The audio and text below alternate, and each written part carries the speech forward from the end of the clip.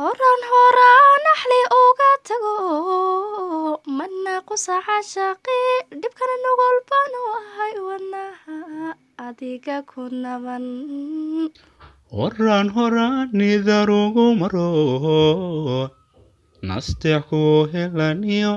qalbigu waa ku nadiif nabdiga adiku jecel sidaanan u nuuxsanayn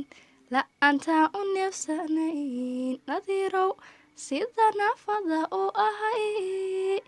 intaan wada nacay dadkii miyaa naanays la baxay sidaanan u nuxusanayn la'aantaa u neefsanayn fiicay sida naafada u ahay intaan wada nacay dadkii miyaan naanays miyaan inakii la baxay